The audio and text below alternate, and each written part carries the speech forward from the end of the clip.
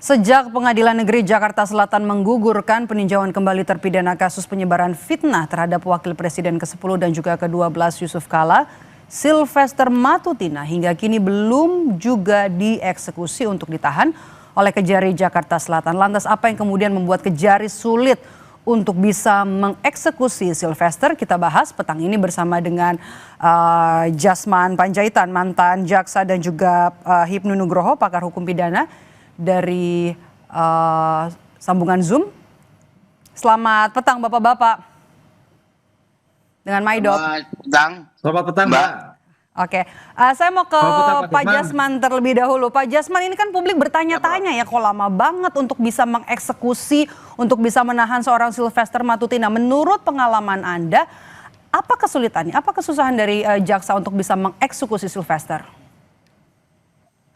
Kalau ditanya kesulitan, tidak ada kesulitan. Tidak ada kesulitan. Persoalannya mau atau tidak. Itu masalahnya. Ini kan kebetulan sudah 6 tahun gitu loh. Nggak ada alasan ini, nggak ada alasan. Ini udah mempermalukan institusi kejaksaan ini kalau kayak gini nih. Justru publik bertanya-tanya, ada apa? Ada apa di antara kedua belah pihak ini? Ya, dapat terpidana dengan kejaksaan selaku eksekutor. Kan kalau menyimak tadi yang dikatakan oleh Kapus Penkum bahwa sedang mencari katanya. Ya, untuk menunjukkan sedang mencari, nyatakan dulu dia sebagai DPO. Itu untuk pertanggungjawaban publik gitu. Karena terus terang, kalau ini belum juga diselesaikan dalam waktu dekat, kejaksaan ini bisa dikategorikan telah melakukan maladministrasi. Bahkan bisa disebutkan dengan obstruction of justice. Itu loh, ini yang saya kira Pak Prabowo juga harus memerintahkan Jaksa Agung segera mengeksekusi ini, turun tangan. Ini udah nggak bisa diterima oleh akal sehat, apalagi orang-orang yang mengerti hukum. Itu loh, begitu Mbak. Jadi menurut Anda apa kemudian PR jaksa, dan kalau misalnya nih ya Pak, untuk proses eksekusi apa yang kemudian jadi kendala di Kejari? Ya, kalau betul seperti alasannya tadi bahwa itu tidak sedang dalam pencarian, itu tadi nyatakan sebagai DPO, kirimkan kepada instansi lain, penyidik dalam hal ini, termasuk juga ke instansi lain, imigrasi, untuk mencegah dia jangan sampai dia pergi kemana-mana. Itu ada beberapa hal yang harus dilakukan oleh kejaksaan dalam hal ini, jaksa Kejari Jakarta Selatan. Ya, yang seperti yang tadi saya katakan, seharusnya Jaksa Agung memerintahkan ini, memerintahkan demikian ke Kejari Jakarta Selatan gitu. Begitu Mbak. Oke. Saya mau ke Prof. Hipnu. Prof. Hipnu, tadi kan Pak Jasman bilang ya tidak ada alasan, kemudian tidak ada kesulitan, bahkan juga ini melihat niat dari kejaksaan begitu ya untuk bisa mengeksekusi seorang Sylvester Matutina. Prof. Hipnu membacanya seperti apa melihat proses hukum dari kasus Sylvester ini? Ya, kalau kita lihat dari proses hukumnya, hukum itu kan harus selesai. Istilahnya litis finire operative.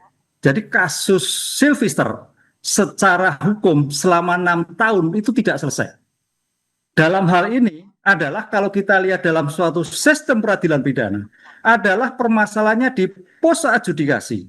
Siapa eksekutor? Siapa kejaksaan? Oleh karena itu, hal ini tampaknya bagian tamparan dari suatu negara, kejaksaan, untuk tidak bisa melakukan eksekusi. Ini yang jadi problem.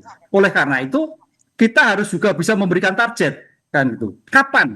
Tahun ini atau tahun depan? Karena yang saya takutkan gini Pak Jasman, ini ada sesuatu yang menutupi. Tapi kalau menutupi ini tidak bisa masuk obstruction of justice, kan gitu. Karena ini perkara sudah selesai. Yang jadi problem, seandainya ini pinter, ini menjadi nanti sebagai daluarsa penuntutan. Pasal 84 KUHP. Kalau sampai daluarsa penuntutan, berarti negara kejaksaan tidak dapat melakukan itu. Itu yang lebih parah dalam suatu pengungkapan ini. Oleh karena itu Mbak, kalau bisa segera jam intel seluruh Indonesia mencari Sylvester dengan DPO yang ada. Karena tadi Pak Jasman, ini bagian taruhan negara. ini bagian taruhan kejaksaan. Siapa sih Sylvester? Siapa sih di belakangnya? Ini yang saya kira sebagai taruhan masalah hukum ini. Ini carut marut penyelesaian hukum ini berarti. Pengungkapan juga gampang, adjudikasi dulu. Bagaimana eksekusinya? Ini Mbak, ini suatu tamparan muka bagi kita, bagi orang hukum, orangnya biasa, kasusnya sudah 6 tahun yang lalu. Kenapa tidak bisa dieksekusi? Ini suatu yang saya kira menjadikan titik nadir dalam suatu pengungkapan perkara dalam mencari kepastian hukum suatu eksekusi. Oke, Pak Jasman, Anda melihat ada orang di balik Sylvester sehingga kasus ini jadi lama untuk bisa dieksekusi, untuk bisa ditahan? Kalau kita menduga-duga, iya. Tapi ini sifatnya menduga-duga.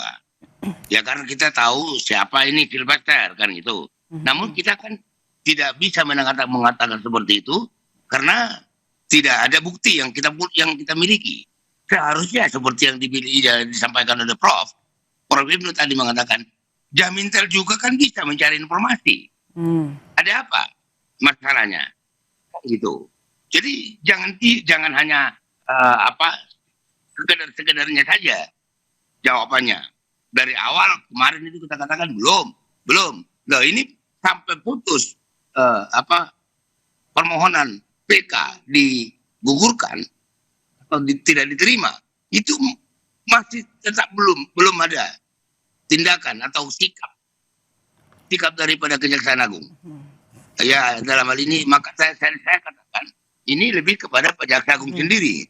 Jaksa Agung seharusnya bertindak tegas, gitu loh. Jangan hanya untuk masalah korupsi, ya itu tegas.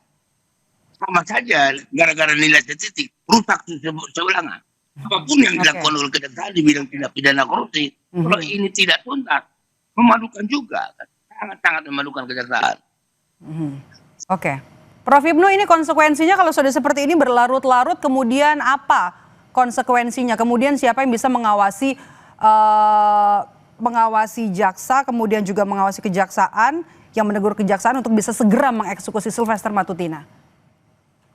Ya, sekarang kan kejaksaan kan diawasi oleh komisi kejaksaan. Saya kira komisi kejaksaan harus betul hadir, memantau dari hari ke hari. Karena ini pencarian sebetulnya dalam hal ini juga sulit-sulit juga gampang-gampang Mbak. Karena jangan sampai ini menjadi Harun Masiku yang kedua kan itu loh. Karena ini kan kalau kita lihat digitalnya mungkin bisa loh dengan kemampuan teknologi yang sekarang mengungkap suatu kasus kaitannya teroris, kemudian kasus dengan intelijen yang luar biasa, saya kira kejaksaan mampu. Oleh karena itu dalam hal seperti ini saya kira dengan Pak Jasman hadir itu bagaimana intelijen kejaksaan bisa mengidentifikasi dengan kemampuan IT-nya, di mana posisinya, di mana gerakannya. Saya kira nggak sulit ini, karena tampaknya masih di Indonesia, kan gitu Mbak. Dan ini menjadikan taruhan kewibawaan hukum negara.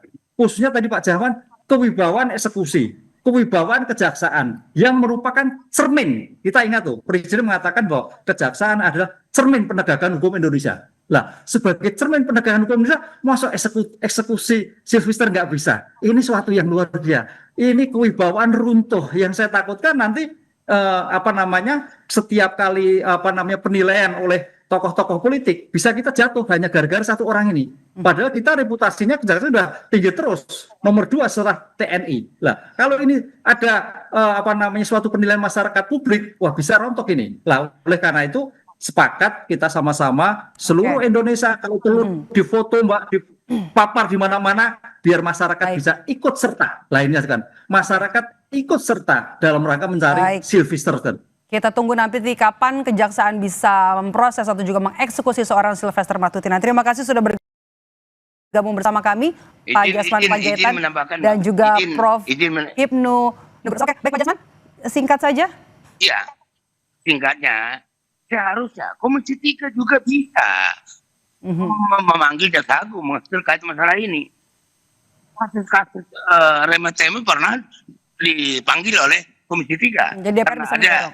Aparat kejaksaan yang tidak indisipliner. Ini kan juga kan bisa dipanggil Komisi 3. Baik.